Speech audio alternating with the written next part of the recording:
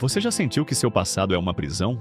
Que, não importa o que faça, sua mente continua voltando para os mesmos erros, os mesmos arrependimentos?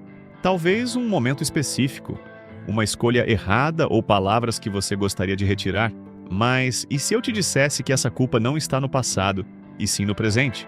O peso que você carrega hoje não vem do que aconteceu, mas da forma como sua mente revive esses momentos repetidamente. E é isso que te mantém preso. A verdade é que não existe passado.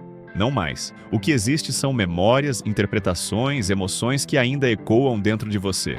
Mas se você sente que esse peso não desaparece, então há algo que você precisa entender agora, porque o passado pode te prender, mas também pode te libertar. Sêneca, um dos grandes filósofos do estoicismo, dizia: "O homem sofre mais na imaginação do que na realidade." E poucas coisas ilustram isso tão bem quanto a culpa. Você já percebeu como sua mente revive momentos do passado de uma forma quase cinematográfica? Como se fosse possível voltar e mudar aquela escolha, dizer algo diferente ou impedir um erro? Mas aqui está o paradoxo. Se hoje você consegue enxergar que errou, isso significa que evoluiu. Você não é mais a mesma pessoa que tomou aquela decisão. Então, será que aquele erro ainda merece o mesmo peso? A grande questão é: como transformar a culpa em aprendizado, ao invés de carregá-la como um fardo eterno? A resposta pode estar em uma simples metáfora. Imagine um homem chamado Elias. Durante anos ele viveu preso à culpa por uma decisão que fez, uma escolha errada que destruiu um relacionamento que ele considerava fundamental. Cada vez que se deitava para dormir, sua mente o levava de volta àquele momento. Ele revivia as palavras ditas, o tom errado de voz, os olhares vazios e os silêncios que, no fim das contas, eram mais barulhentos que qualquer discussão. Ele poderia ter feito diferente, poderia ter agido de outra forma. E ele se culpava constantemente por não ter enxergado isso à época. Mas o que mais o angustiava era a sensação de que o tempo não passava, como se ele estivesse, de alguma forma, condenado a reviver o mesmo erro para sempre. Era como se estivesse preso em um ciclo interminável, onde o passado o engolira. Mas, um dia, Elias teve um encontro inesperado com um velho sábio que morava nas montanhas. Ele estava perdido em seus pensamentos, quando o sábio, com um olhar sereno, lhe fez uma pergunta simples, mas profunda. Se você estivesse dirigindo e só olhasse pelo retrovisor, para onde acha que iria? Elias olhou para o sábio, confuso no início, mas logo a resposta ficou clara em sua mente. Ele acabaria batendo, porque sua atenção estaria voltada para o que já passou e não para o que estava à frente. Foi aí que Elias teve uma epifania. Ele percebeu que o problema não estava na decisão que havia tomado no passado, nem no erro que cometeu. O problema era que ele passava tanto tempo olhando para o retrovisor, revivendo o que não podia ser mudado, que nunca prestava atenção no caminho à sua frente.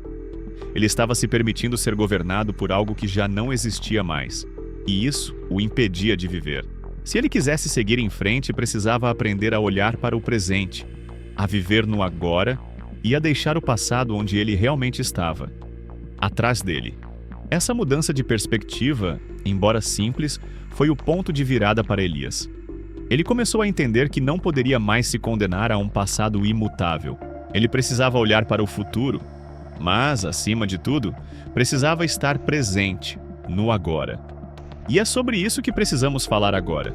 Porque muitas vezes nos prendemos ao que foi, mas a verdadeira liberdade está em aprender a viver no que é, aqui e agora. A história de Elias ilustra algo profundamente revelador. A culpa não está no passado, mas na maneira como lidamos com ele no presente. A culpa, muitas vezes, nos faz acreditar que estamos encarando um inimigo tangível, quando na verdade estamos lutando contra uma sensação interna, uma sensação que só existe porque escolhemos permanecer nela. O que muitas pessoas não percebem é que a mente humana, em sua tentativa de proteção, se apega ao sofrimento, acreditando que, ao reviver um erro, será possível evitá-lo no futuro. A ideia é simples. Se sofrer, talvez aprenda e nunca repita o erro. Porém, raramente isso acontece. Em vez de encontrar um caminho para a cura, esse ciclo de repetição só nos prende mais ao passado.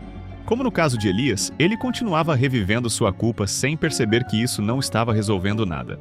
Diversas tradições filosóficas e espirituais abordam esse dilema da mente humana e sua relação com o sofrimento. O estoicismo, por exemplo, ensina que o que já aconteceu está fora do nosso controle.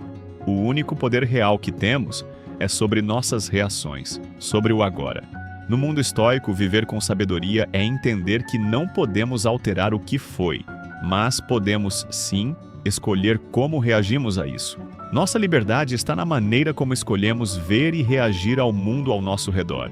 Por outro lado, no budismo, encontramos o conceito da mente de macaco, que descreve como nossa mente salta de pensamento em pensamento, muitas vezes sem controle.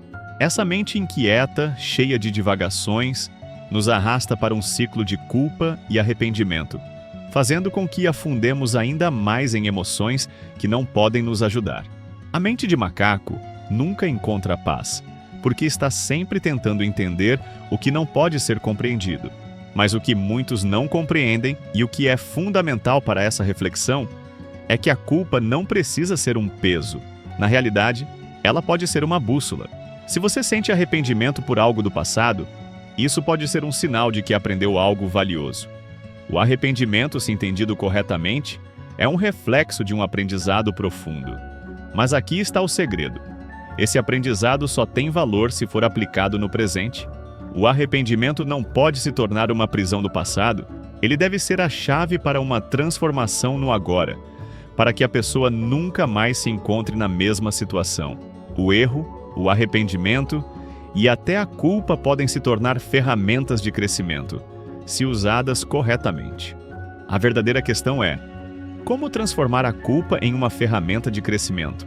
Como, em vez de se afundar em uma espiral de sofrimento, usar esses sentimentos como um trampolim para a evolução pessoal? E é aqui que as soluções, as propostas, entram em cena. Se a culpa ainda te persegue, é porque há algo nela que você ainda não processou. Algo que não foi totalmente compreendido ou liberado. E isso, muitas vezes, mantém você preso a um passado que já não existe, mas que ainda exerce poder sobre sua mente e suas emoções. Mas a grande questão é: como transformar esse peso em um aprendizado real? Como usar a culpa não como um fardo, mas como um catalisador de mudança verdadeira? Aqui estão 3 passos fundamentais para se libertar do passado. E, de fato, usar essas experiências a seu favor. Aceitação radical. A primeira e mais importante etapa é a aceitação radical. Isso não significa se conformar com algo errado ou injusto, mas sim reconhecer que o que aconteceu já não pode ser mudado. A resistência à realidade é a raiz de muitos sofrimentos. Quando lutamos contra o que já foi, estamos alimentando uma batalha interna que só nos impede de seguir em frente. Aceitar o passado é, paradoxalmente, a chave para a liberdade. O grande filósofo estoico Epicteto disse: "O que não depende de você não deve controlar você."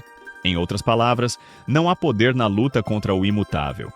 Quanto mais cedo você aceitar o que aconteceu, mais rápido poderá seguir em frente, aprender com isso e liberar a energia que antes era consumida pela culpa. Reescreva a narrativa. O erro que você cometeu não é a sua identidade. Muitas vezes, nos identificamos tanto com nossos erros que passamos a acreditar que somos eles. Isso é uma armadilha mental que nos impede de evoluir. Pergunte-se: se outra pessoa tivesse passado pela mesma situação, como você a aconselharia? A resposta que você daria a alguém que amasse seria bem diferente da resposta dura que você se dá. Nós somos mais severos conosco do que seríamos com qualquer outra pessoa. E isso cria um ciclo destrutivo de autocrítica. Ao reescrever sua narrativa, você começa a se perceber como alguém capaz de aprender e crescer, não alguém condenado a um erro do passado. Liberte-se da ideia de que você é definido pelos seus erros.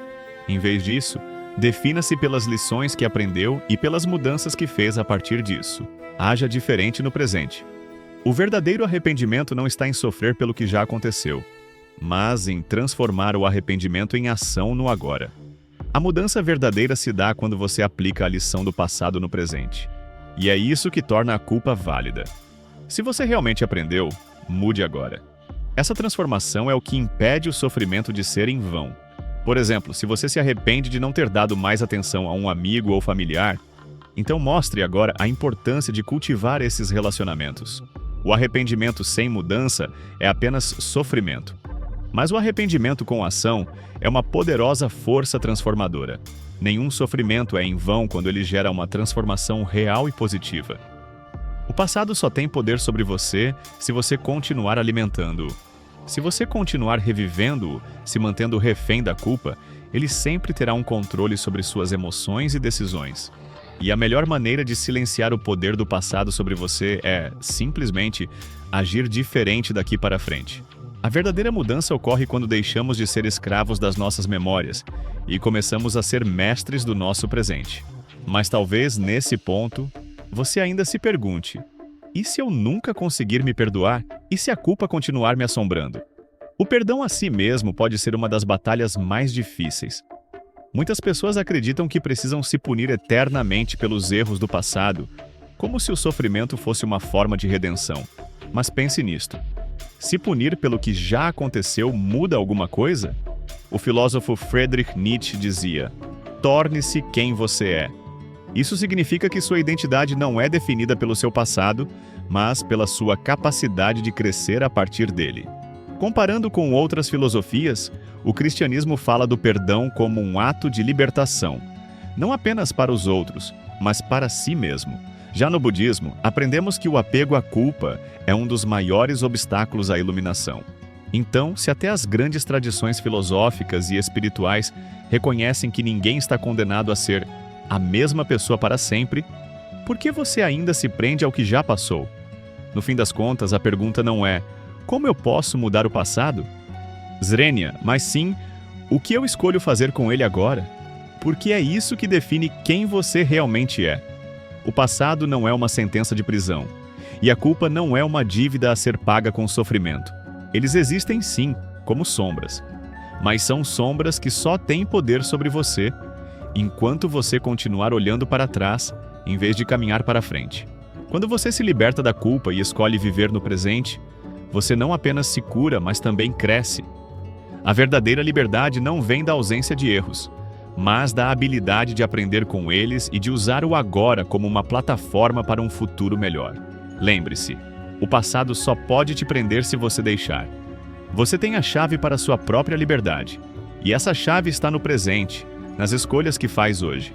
Agora pergunte a si mesmo: o que você vai fazer com o que aprendeu até aqui? Porque o futuro que você deseja começa com as decisões que toma no agora. E a liberdade está ao seu alcance, basta deixar o passado para trás.